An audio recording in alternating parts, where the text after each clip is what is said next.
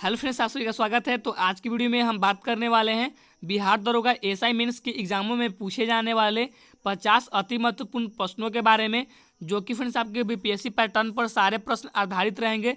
तो ये हमारा प्रैक्टिस सेट 2 है। अगर आपने प्रैक्टिस सेट 1 इसका नहीं देखा है तो आप अभी जाकर देख लीजिए, उसका लिंक नीचे दिया गया है। और एक बात कि फ्रेंड्स, हमारे चैनल पर डेली आपको अंतिम के दिनों के लिए रामबाण साबित होने वाली प्रश्नों की तैयारी कराई जा रही है। यानी कि ऐसे प्रश्न जो कि आपके एग्जाम के नज़रिए से बहुत ही महत्वपूर्ण है, और वैसा प्रश्न जो आपको वर्दी दिला सकते हैं, केवल उन्हीं प्रश्नों की तैयारी कराई जा रही है। तो आपका एग्जाम है 26 दिसंबर को। तो 26 और आज यानी कि 6 के बीच में आपके पास 20 दिन का समय शेष बचता है, और उस 20 दिन में हम आपको केवल 20 प्रैक्टिस सेट करा रहे हैं। अगर आप केवल उन 20 प्रैक्टिस सेट की तैयारी कर लेते हैं तो आप दरोगा का एग्ज़ाम अच्छे से निकाल सकते हैं। तो चलिए वीडियो को स्टार्ट करते हैं। और आपसे रिक्वेस्ट है कि अगर आप हमारे चैनल पर नए हैं तो चैनल को सब्सक्राइब कर लेकर नोटिफिकेशन बेल को ऑन कर लीजिएगा। तो चलिए, तो गाइज पहला प्रश्न हमारा ये बनता है कि निम्नलिखित में से किसने वर्नाक्यूलर प्रेस एक्ट निश्चित किया। तो ऑप्शन नंबर बी आपका करेक्ट आंसर हो जाता है। लॉर्ड रिपन ने वर्नाक्यूलर प्रेस एक्ट को निश्चित किया था। ऑप्शन नंबर बी आपका करेक्ट आंसर हो जाता है। अगला प्रश्न देखते हैं। पराबैंगनी किरण, एक्स किरणें, सूक्ष्म किरणें व गामा किरणों का तरंगदैर्ध्य को अवरोही क्रम में सजाएं, यानी कि घटते क्रम में सजाना है आपको। तो देखिए, सबसे बड़ा हो जाएगा सूक्ष्म किरणें, उससे छोटा हो जाएगा पराबैंगनी किरणें, उससे छोटा हो जाएगा एक्स किरणें, और उससे छोटा गामा किरणें। ऑप्शन नंबर सी यहाँ पे आपका करेक्ट आंसर हो जाता है। अगला प्रश्न देखते हैं कि शीत मरुस्थल जैव आरक्षित क्षेत्र किस राज्य में स्थित है। तो ऑप्शन नंबर डी आपका करेक्ट आंसर हो जाता है। हिमाचल प्रदेश में शीत मरुस्थल जैव आरक्षित क्षेत्र स्थित है। ऑप्शन नंबर डी आपका करेक्ट आंसर हो जाता है। अगला प्रश्न देखते हैं। वायरस का बाह्य आवरण किसका बना होता है। तो ऑप्शन नंबर डी आपका करेक्ट आंसर हो जाता है। प्रोटीन का बना होता है। अगला प्रश्न देखते हैं कि मनुष्य के शरीर में सबसे बड़ी कोशिका होती है। तो आपको बताना है कि मनुष्य के शरीर में सबसे बड़ी कोशिका क्या होती है। तो उसका नाम हो जाएगा ऑप्शन नंबर बी आपका करेक्ट आंसर हो जाता है, तंत्रिका कोशिका। जो तंत्रिका कोशिका है फ्रेंड्स, वो मनुष्य के शरीर की सबसे बड़ी कोशिका है, आप इसे याद रखिएगा। अगला प्रश्न देखते हैं। कच्चे फलों को कृत्रिम रूप से पकाने के लिए प्रयोग में लाई जाने वाली गैस का नाम आपको बताना है। तो ऑप्शन नंबर बी आपका करेक्ट आंसर हो जाता है, एसिटिलीन। एसिटिलीन गैस का प्रयोग कच्चे फलों को पकाने के लिए किया जाता है। ऑप्शन नंबर बी आपका करेक्ट आंसर हो जाता है। अगला प्रश्न देखते हैं। बौद्ध धर्म से जुड़े तथ्यों में से असत्य की पहचान कीजिए। तो ए में आपका ये कह रहा है कि गौतम बुद्ध अपने 35वें वर्ष में संबोधित की प्राप्ति की। तो ये कथन आपका सही कह रहे हैं। बी में पढ़ते हैं कि बौद्ध धर्म से जुड़े उपदेश पाली भाषा में दिए गए। तो ये भी आप कथन आपका सही कह रहे हैं। सी में पढ़ते हैं कि बुद्ध धर्म में जाति प्रथा को महत्व दिया गया। तो ये यहाँ पे कथन इसका असत्य दिया गया है। तो ऑप्शन नंबर सी आपका राइट आंसर हो जाता है कि बौद्ध धर्म में जाति प्रथा को महत्व नहीं दिया गया था। अगला प्रश्न देखते हैं। आरबीसी का जीवन काल कितना होता है। तो ऑप्शन नंबर बी आपका राइट आंसर हो जाता है 120 दिन का। वहीं फ्रेंड्स, अगर हम बात करें डब्ल्यूबीसी की, तो इसका जो जीवन काल होता है वो होता है 2 से 4 दिन का। कितना? तो 2 से 4 दिन का। बहुत ही महत्वपूर्ण प्रश्न है, ये बहुत बार एग्जाम में पूछा गया है, आप इसे याद रखिएगा। अगला प्रश्न देखते हैं। निम्न में से कौन फफूंद द्वारा होने वाली रोग नहीं है। तो ऑप्शन नंबर डी आपका करेक्ट आंसर हो जाता है, कालाजार। कालाजार जो गाइज ये एक रोग है जो फफूंद द्वारा नहीं होती है। और अगर बाकी की बात करें दमा रोग की या एथलीट फुट की या गंजापन की, तो ये जो तीनों रोग दिए गए हैं तो ये फ्रेंड्स फफूंद के द्वारा होती है। लेकिन जो कालाजार इसमें दिए गए हैं ये फफूंद के द्वारा नहीं होती है, आप इसे याद रखिएगा। अगला प्रश्न देखते हैं। निम्नलिखित में से कौन सुमेलित नहीं है। तो आइए एक एक करके सबको देखते हैं। तो ए में दिया है कि बांदीपुर राष्ट्रीय उद्यान कर्नाटक में, तो ये आपका सुमेलित है। बी में दिया है कि बुक्सा राष्ट्रीय उद्यान पश्चिम बंगाल में, तो ये भी सुमेलित है। सी में दिया है कि मरीन राष्ट्रीय उद्यान हिमाचल प्रदेश में, तो ये यहाँ पर गलत लिखा गया है। तो गाइस आप जान लीजिए कि जो मरीन राष्ट्रीय उद्यान है वो हिमाचल प्रदेश में नहीं है, बल्कि कहाँ पे है, तो गुजरात में है। ऑप्शन नंबर सी आपका राइट आंसर हो जाता है। अगला प्रश्न देखते हैं, इस्पात यानी कि स्टील में कार्बन की मात्रा होती है कितनी? तो ऑप्शन नंबर सी आपका राइट आंसर हो जाता है कि 0.5 से 1.5% तक। अगला प्रश्न देखते हैं, कीसेराइट किसका अयस्क है? तो ए में कह रहे कि सोडियम का, या बी में पोटेशियम का, या सी में कैल्शियम का, या डी में मैग्नीशियम का। तो आपका राइट आंसर हो जाएगा ऑप्शन नंबर डी, मैग्नीशियम का। यानी कि जो कीसेराइट होता है फ्रेंड्स वो मैग्नीशियम का अयस्क होता है। ऑप्शन नंबर डी आपका बिल्कुल करेक्ट आंसर हो जाता है। अगला प्रश्न देखते हैं, एक कार बैटरी में प्रयुक्त विद्युत उपघटय होता है? तो ऑप्शन सी आपका राइट आंसर हो जाता है HNO3। अगला प्रश्न देखते हैं, यूरिया किसके द्वारा रक्त से पृथक किया जाता है? तो ऑप्शन नंबर डी आपका करेक्ट आंसर हो जाता है कि गुर्दा के द्वारा यूरिया रक्त से पृथक किया जाता है। अगला प्रश्न देखते हैं, यदि किसी वस्तु का द्रव्यमान पृथ्वी पर 60 kg है तो इसी वस्तु का द्रव्यमान चंद्रमा पर क्या होगा? तो गाइस सबसे पहले आप ये जान लीजिए कि कोई भी वस्तु होती है तो उसका द्रव्यमान, चाहे वह पृथ्वी पर रहे, चाहे चंद्रमा पर, चाहे कहीं भी, यानी कि चाहे मार्स में या सूर्य पर, मतलब कहीं भी, तो गाइस आप जान लीजिए कि जो द्रव्यमान होता है वो कभी नहीं बदलता है। क्या बदलता है? तो केवल भार बदलता है, द्रव्यमान ज्यों का त्यों ही रह जाता है। अगर उसका पृथ्वी पर द्रव्यमान 60 kg है तो चंद्रमा पर कितना होगा? 60 kg ही होगा। ऑप्शन नंबर डी आपका करेक्ट आंसर हो जाता है। अगर भार की बात बोलता तो हमें कुछ उसमें कैलकुलेशन करना पड़ता, लेकिन द्रव्यमान पूछा है तो उतना ही रहेगा, जितना पृथ्वी पे है उतना ही चांद पे भी रहेगा। आप इसमें कंफ्यूज मत होइएगा। अगला प्रश्न देखते हैं, नारियल का खाने योग्य भाग है?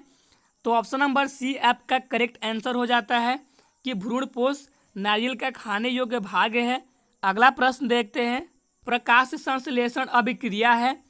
तो ऑप्शन सी आपका करेक्ट आंसर हो जाता है कि ए एवं बी दोनों का, यानी कि अपचयन का भी और उपचयन का भी।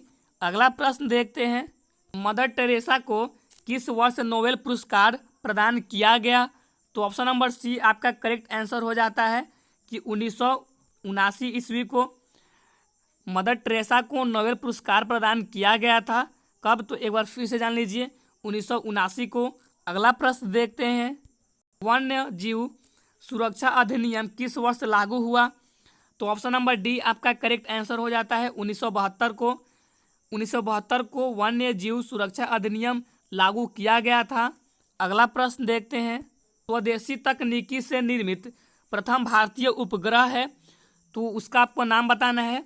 तो ऑप्शन नंबर सी आपका करेक्ट आंसर हो जाता है कि आर्यभट्ट। आर्यभट्ट जो उपग्रह फ्रेंड्स, तो वो स्वदेशी तकनीकी से निर्मित प्रथम भारतीय उपग्रह है। कौन? तो एक बार फिर से जान लीजिए, आर्यभट्ट। अगला प्रश्न देखते हैं, दादा के नाम से किसे जाना जाता है? तो ऑप्शन ए आपका करेक्ट आंसर हो जाता है मेजर ध्यानचंद को दादा के नाम से भी हम जानते हैं। ऑप्शन नंबर ए आपका करेक्ट आंसर हो जाता है। अगला प्रश्न देखते हैं, भारत के विदेशी मुद्रा भंडार में निम्नलिखित में से किसे शामिल नहीं किया जाता है? तो ऑप्शन नंबर डी आपका करेक्ट आंसर हो जाता है कि विदेशी कंपनियों के ऋण पत्र को शामिल नहीं किया जाता है। अगला प्रश्न देखते हैं, विपक्ष द्वारा सरकार के विरुद्ध अविश्वास प्रस्ताव लाने के लिए कितने सदस्यों का समर्थन अनिवार्य है? तो ऑप्शन नंबर बी आपका करेक्ट आंसर हो जाता है कि 50 सदस्यों का समर्थन अनिवार्य है। अगला प्रश्न देखते हैं, 1 किलोग्राम द्रव्यमान वाली वस्तु का भार कितना होगा? तो ये आपको बताना है। तो फ्रेंड्स अगर आपको ये सूत्र पता होगा कि W बराबर mg, तो आप इस सूत्र का प्रयोग करके आप उसके भार को निकाल सकते हैं। तो यहाँ पे जो m यानी कि मास हिंदी में द्रव्यमान होता है, तो ये 1 दिया है और g का मान होता है 9.8। तो 1 गुणे 9.8 बराबर हो जाएगा 9.8 न्यूटन के। तो ऑप्शन नंबर बी यहाँ से आपका करेक्ट आंसर हो जाता है कि 9.8 न्यूटन के बराबर होता है। अगला प्रश्न देखते हैं, निम्न में से कौन द्वितीय वर्ग के उत्तोलक नहीं है? तो ऑप्शन नंबर डी आपका करेक्ट आंसर हो जाता है कि मनुष्य का हाथ। जो मनुष्य का हाथ होता है फ्रेंड्स, तो वो द्वितीय वर्ग का उत्तोलक नहीं होता है। अगला प्रश्न देखते हैं, द्रव का दाब किस पर निर्भर नहीं करता है? तो ऑप्शन नंबर ए आपका करेक्ट आंसर हो जाता है कि द्रव्यमान पर द्रव का दाब निर्भर नहीं करता है। अगर हम बात करें कि घनत्व पे तो इस पर निर्भर करता है। अगर हम बात करें कि गुरुत्वीय त्वरण की तो इस पर भी निर्भर करता है। अगर हम बात करें कि सतह से गहराई की तो इस पर भी निर्भर करता है। केवल आपका द्रव्यमान पर निर्भर नहीं करता है। ऑप्शन नंबर ए जो है आपका करेक्ट आंसर बन जाता है। अगला प्रश्न देखते हैं, निम्नलिखित में से कौन नवीकरणीय ऊर्जा स्रोत नहीं है? तो ऑप्शन नंबर डी आपका करेक्ट आंसर हो जाता है कि परमाणु ऊर्जा जो है गाइज वो नवीकरणीय ऊर्जा का स्रोत नहीं है। ऑप्शन नंबर डी आपका राइट आंसर हो जाता है। अगला प्रश्न देखते हैं, किसी उदासीन परमाणु की ऑक्सीकरण संख्या कितनी होती है? तो ऑप्शन नंबर बी आपका करेक्ट आंसर हो जाता है कि 0। अगला प्रश्न देखते हैं, निम्न में से किसका पीएच मान अधिक होता है? तो ए में कह रहे हैं कि लार का, या बी में कि रक्त का, या सी में कि नींबू का, या डी में दूध का। तो इन चारों में से आपको तुलना करके वो बताना है कि किसका पीएच मान अधिक होता है। तो ऑप्शन नंबर बी आपका करेक्ट आंसर बन जाता है कि रक्त का। और रक्त का पीएच मान कितना होता है तो आप नोट कर लीजिएगा 7.4। कितना? तो 7.4। अगला प्रश्न देखते हैं, समुद्रगुप्त को निम्न में से कौन सी उपाधि नहीं प्राप्त थी? तो ऑप्शन नंबर डी आपका राइट आंसर हो जाता है, क्रमादित्य की उपाधि समुद्रगुप्त को नहीं प्राप्त थी। ऑप्शन नंबर डी आपका राइट आंसर हो जाता है। अगला प्रश्न देखते हैं, रामचरितमानस में सुंदरकांड के ठीक बाद कौन सा कांड आता है?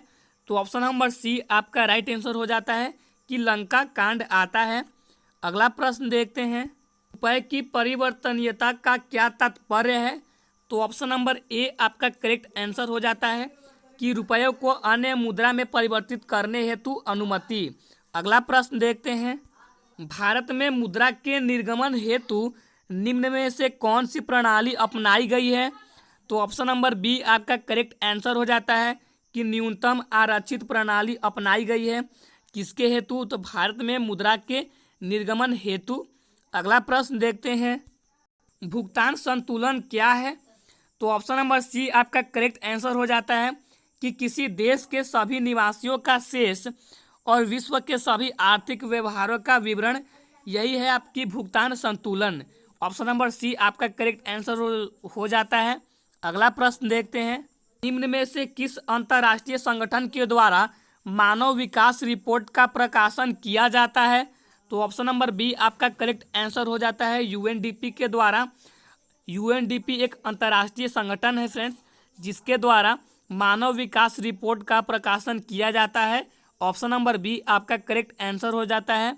अगला प्रश्न देखते हैं, इसरो ने ब्राजील के अमेजोनिया एक सहित 18 अन्य उपग्रहों को किस प्रक्षेपण यान के जरिए लॉन्च किया? तो ऑप्शन नंबर डी आपका करेक्ट आंसर हो जाता है, PSLV-C51 के जरिए लॉन्च किया। अगला प्रश्न देखते हैं, निम्न में से किस केंद्र शासित प्रदेश में पासा एक्ट हाल ही में विवाद का विषय रहा? तो ऑप्शन नंबर सी आपका करेक्ट आंसर हो जाता है, लक्षद्वीप में। लक्षद्वीप में फ्रेंड्स जो पासा एक्ट था उस पर अभी हाल ही में विवाद हुआ है। अगला प्रश्न देखते हैं, पश्चिम बंगाल में जल परिवहन में सुधार के लिए हाल ही में भारत सरकार ने किस संस्था के साथ ऋण समझौता किया है? तो ऑप्शन नंबर बी आपका करेक्ट आंसर हो जाता है कि विश्व बैंक के साथ सरकार ने ऋण समझौता किया है। अगला प्रश्न देखते हैं, BBC Indian sports women of the year पुरस्कार से 2021 से किसे सम्मानित किया गया? तो ऑप्शन नंबर सी आपका करेक्ट आंसर हो जाता है, कोनेरू हम्पी को सम्मानित किया गया। अगला प्रश्न देखते हैं, हाल ही में किस संस्था के द्वारा देश के पहले नैनो यूरिया लिक्विड को लॉन्च किया गया? तो ऑप्शन नंबर ए आपका करेक्ट आंसर हो जाता है, IFFCO को लॉन्च किया गया। अगला प्रश्न देखते हैं, हाल ही में किस बैंक ने कवच व्यक्तिगत ऋण योजना की शुरुआत की है? तो ऑप्शन नंबर सी आपका करेक्ट आंसर हो जाता है कि SBI बैंक ने हाल ही में कवच व्यक्तिगत ऋण योजना की शुरुआत की है। ऑप्शन नंबर सी आपका करेक्ट आंसर हो जाता है। कौन सा बैंक? तो SBI बैंक, आप इसे याद रखिएगा। अगला प्रश्न देखते हैं, भारतीय चिकित्सा अनुसंधान परिषद ICMR द्वारा घर पर कोविड-19 की जांच के लिए किस रैपिड एंटीजन टेस्ट किट को मंजूरी दी गई है? तो ऑप्शन नंबर बी आपका करेक्ट आंसर हो जाता है कोविशील्ड को। अगला प्रश्न देखते हैं, देश का पहला फायर पार्क किस राज्य में शुरू किया गया? तो ऑप्शन नंबर बी आपका करेक्ट आंसर हो जाता है कि उड़ीसा में शुरू किया गया।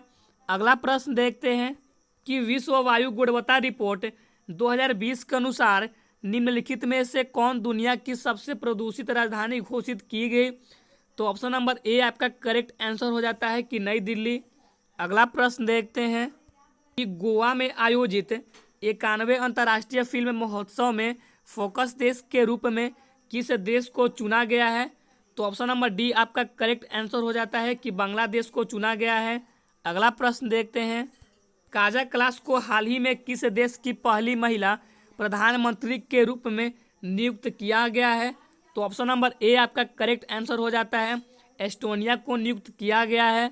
अगला प्रश्न देखते हैं, हाल ही में किस बैंक ने महिला उद्यमियों के लिए स्मार्ट अप उन्नति कार्यक्रम की शुरुआत की? तो ऑप्शन नंबर सी आपका करेक्ट आंसर हो जाता है HDFC बैंक ने स्मार्ट अप उन्नति कार्यक्रम की शुरुआत की। ऑप्शन नंबर सी आपका करेक्ट आंसर हो जाता है। अगला प्रश्न देखते हैं, हाल ही में किस देश ने कोविड-19 महामारी से बचाव हेतु पहले सबसे बड़े टीकाकरण क्लिनिक की शुरुआत की? तो ऑप्शन नंबर डी आपका करेक्ट आंसर हो जाता है कि न्यूजीलैंड ने कोविड-19 महामारी से बचाव हेतु सबसे पहले बड़े टीकाकरण क्लिनिक की शुरुआत की। अगला प्रश्न देखते हैं, प्रधानमंत्री नरेंद्र मोदी ने उत्तर प्रदेश के किस शहर में महाराजा सुहेलदेव का स्मारक की आधारशिला वीडियो कॉन्फ्रेंसिंग के माध्यम से रखी? तो ऑप्शन नंबर डी आपका करेक्ट आंसर हो जाता है बहराइच में। अगला प्रश्न देखते हैं, भारत अपने किस पड़ोसी देश में सहतूत बांध का निर्माण कर रहा है? तो ऑप्शन नंबर डी आपका करेक्ट आंसर हो जाता है अफगानिस्तान में। भारत अपने पड़ोसी देश अफगानिस्तान में सहतूत बांध का निर्माण करवा रहा है। ऑप्शन नंबर डी आपका करेक्ट आंसर हो जाता है। तो गाइस यहीं पे हमारी वीडियो खत्म होती है, तो मिलते हैं नेक्स्ट वीडियो में। अगर हमारी वीडियो आपको थोड़ी सी भी अच्छी लगी हो तो वीडियो को लाइक कर दीजिएगा।